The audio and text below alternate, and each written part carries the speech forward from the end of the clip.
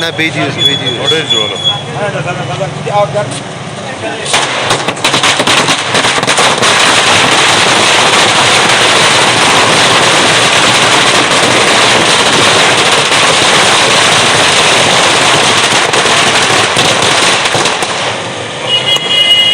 My government है कि ये आम आदमी की आवाज़ सुनती है। This is my tribute to my government कि हमारी आम आदमी की आवाज़ सुनती है। बस उनको धन्यवाद करता हूँ और ये सेलिब्रेट करता हूँ कि ये नया भारत है, नया कश्मीर का उदय है।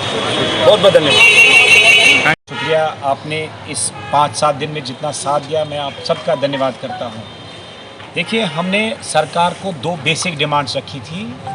एक कि जो कमीशन बनाए या कोई ऐसा मैकेनिज़्म बनाए जो आतंकवाद से जो लोग मैसेकर्स किए गए, चाहे वो हिंदू का हो, सिख का हो, मुसलमान का हो, बौद्ध का हो, डोगरा, जो भी इसमें जम्मू कश्मीर के लोगों को इन्वॉल्व किया गया और बेगुनाह को मारा गया, उसमें प्रोब हो। और दूसरा, हमने रमसा की बात की थी कि रमसा की टीचर्स को, जिनको सेंट्रल ने ऑलरेडी पैसा दिया है, उसको वापस ले। आपको जान के खुशी होगी, काफ़ी डीप डिस्कशंस हुए ऑनरेबल डिविजनल कमिश्नर साहब के साथ, और मैं उनका धन्यवाद करता हूं। डिस्पाइट डेडलाइन कल आज की थी, कल डिस्पाइट वो हॉस्पिटल से आया, उनको सर्वाइकल स्पॉन्डिलाइटिस हुआ था, फिर भी उन्होंने हमसे 3 घंटे इस चर्चा की, डीप डिस्कशंस किए, अपने ऑफिसर्स से बात की, एलजी साहब से बात की, दिल्ली में बात की और एक एमिकेबल सोल्यूशन निकाला। उसमें उन्होंने ये कहा, हमने तो सिर्फ कमीशन की बात की, उन्होंने कहा नहीं, will go a step further, हम ओपन करते हैं एफआईआर। जो कुछ क्या हुआ है, कुछ एफआईआर जो 1990 से अभी तक कुछ एफआईआर तक रजिस्टर नहीं हुए थे मैसेकर्स में, जो इनोसेंट किलिंग्स हुई थी, वो एफआईआर आज से ओपन कर दिया सरकार ने कि अगर किसी की किलिंग हुई हो और वो डॉक्यूमेंट नहीं हुआ हो और एफआईआर रजिस्टर नहीं हुए, तो सरकार ने कहा हम सिर्फ कमीशन तो दूर की बात है, हम एफआईआर ओपन करते हैं जिसको ग्रीवेंस है। ये नया सब भारत है, नया सरकार है। तो इस कारण मैं एलजी साहब को और ऑनरेबल ड्यूकॉम साहब को बहुत बहुत धन्यवाद करता हूं। और इन एफआईआर पे डे टू डे हियरिंग होगी। एक जो बिटा कराटे है, अब सरकार थ्रू लॉ डिपार्टमेंट इसको डे टू डे हियरिंग पे सुनेगी।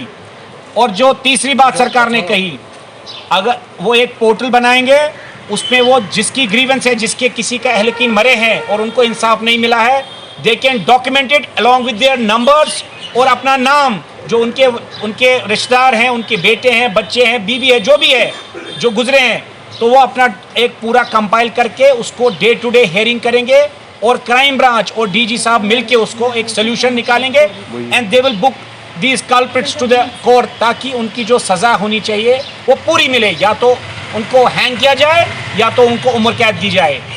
दूसरा जो मुद्दा था हमारा रमसा, कल काफ़ी डीप डिस्कशंस हुए ऑनरेबल सेक्रेटरीज के साथ, एलजी साहब के साथ, और पता लगा कि इनके साथ बहुत बड़ी ज्यादती हुई थी। हुआ क्या था, जो रमसा है, जो उसको अब समग्रा कहते हैं, उसमें ये 100% स्कीम सेंट्रल स्पॉन्सर्ड थी, लेकिन अपने ही ब्यूरोक्रेट्स, हमारे अपने लोग, जो मैंने कहा हमारे अपने लोग हमको सताते हैं। हमें दिल्ली ने 100% फंडिंग की थी समग्रा स्कीम में, लेकिन यहाँ के ब्यूरोक्रेट्स, मैं अभी नाम नहीं लूंगा क्योंकि अभी ठीक नहीं रहेगा, एक सीनियर आईएएस ऑफिसर ने कैसे उसको सैक में डाल दिया और सैक को मिसगाइड किया।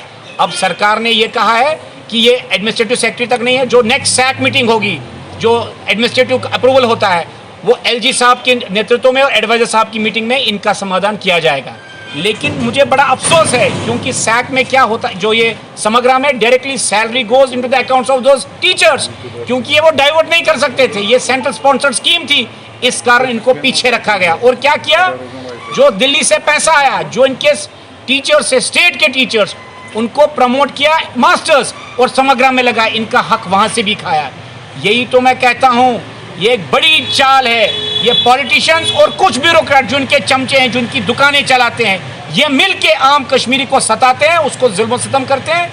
लेकिन मैं आपके माध्यम के थ्रू एलजी साहब को हाथ जोड़ के, उनके एडवाइजर्स को हाथ जोड़ के, और स्पेशली ड्यूकॉम साहब जो कल स्पॉन्डिलाइटिस हॉस्पिटल से होकर आए और 3 घंटा वो हीटिंग पैड लेकर बैठे और लेटे, लेकिन हमारा समाधान किया।